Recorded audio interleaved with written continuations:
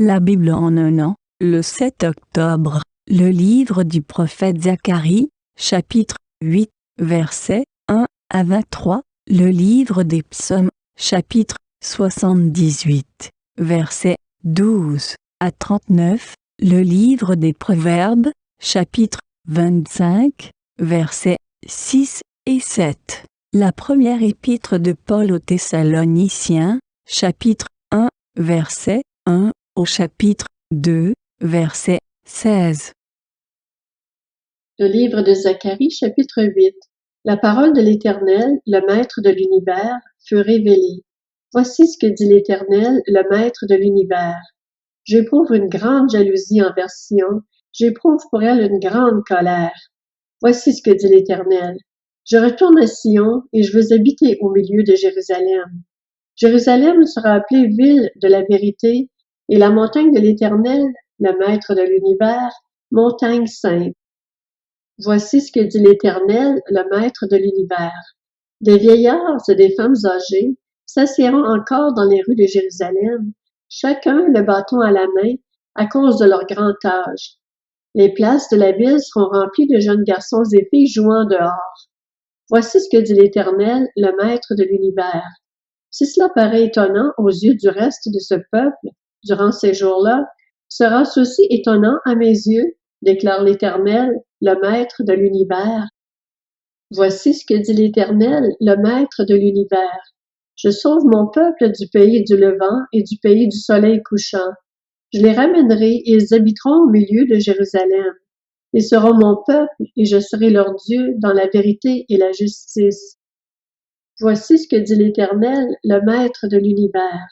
Fortifiez vos mains, vous qui entendez aujourd'hui ces paroles de la bouche des prophètes qui ont surgi au moment où l'on a posé les fondations de la maison de l'Éternel, le Maître de l'univers, où l'on a commencé à reconstruire le temple.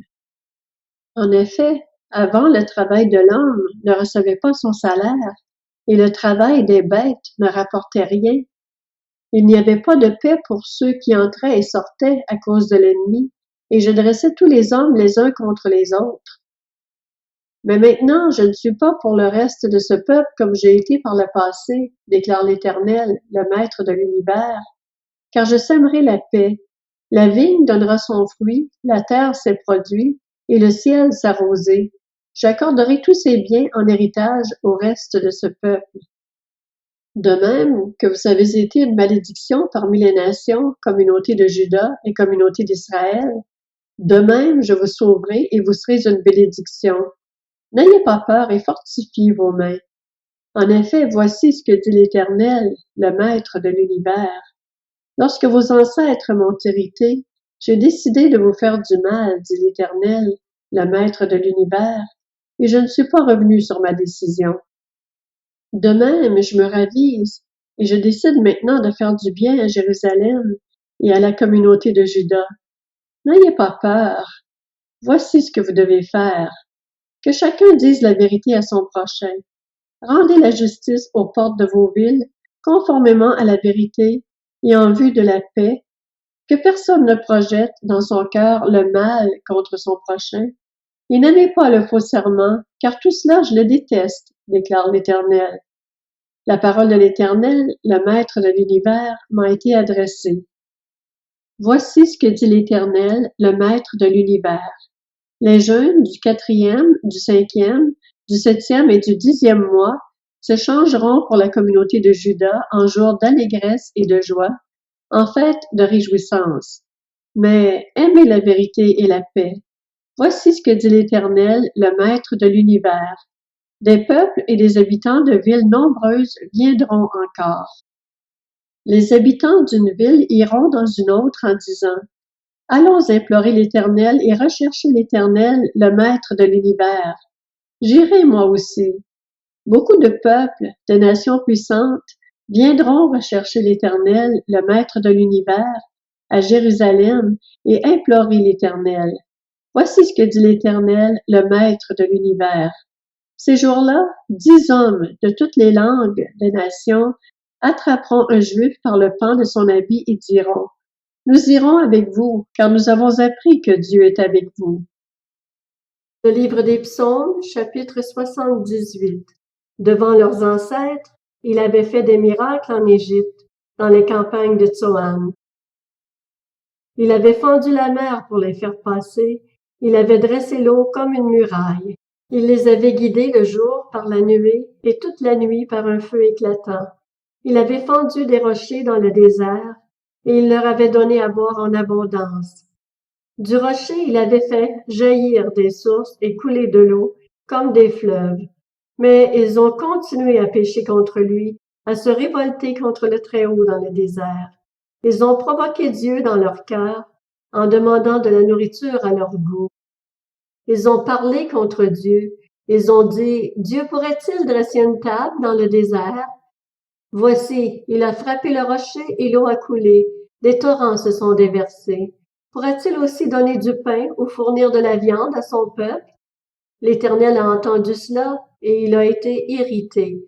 Un feu s'est allumé contre Jacob et la colère a éclaté contre Israël parce qu'ils n'ont pas cru en Dieu, parce qu'ils n'ont pas eu confiance dans son secours. Il a donné ses ordres aux nuages d'en haut et il a ouvert les portes du ciel. Il a fait pleuvoir sur eux de la manne comme nourriture. Il leur a donné le pain du ciel. Ils ont tous mangé ce pain des grands. Il leur a envoyé de la nourriture à satiété.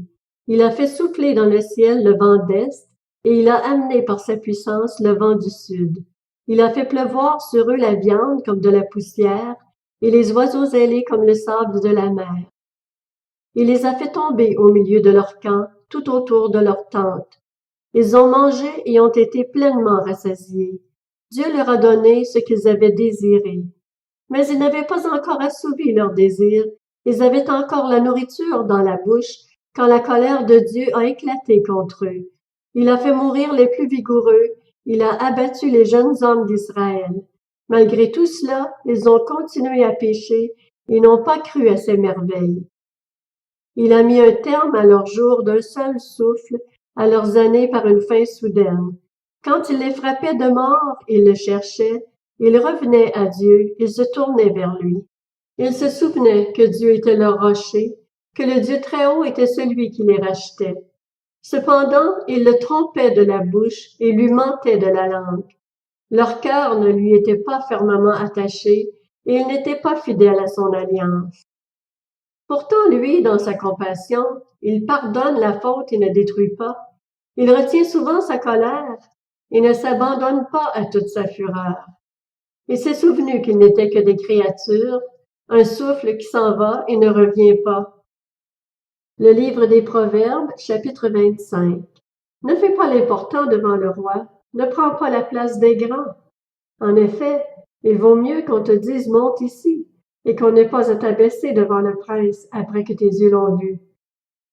La première épître aux Thessaloniciens, chapitre 1er, de la part de Paul, Sylvain et Timothée, à l'Église des Thessaloniciens, qui est en Dieu le Père et de le Seigneur Jésus-Christ. Que la grâce et la paix vous soient données de la part de Dieu notre Père et du Seigneur Jésus-Christ. Nous disons constamment à Dieu toute notre connaissance pour vous tous en faisant mention de vous dans nos prières. Nous nous rappelons sans cesse l'œuvre de votre foi, le travail de votre amour et la fermeté de votre espérance en notre Seigneur Jésus-Christ devant Dieu notre Père. Nous savons, frères et sœurs aimés de Dieu, qui vous a choisis parce que notre évangile ne vous a pas été prêché en parole seulement, mais avec puissance, avec l'Esprit Saint et avec une pleine conviction. Vous savez en effet comment nous nous sommes comportés parmi vous à cause de vous.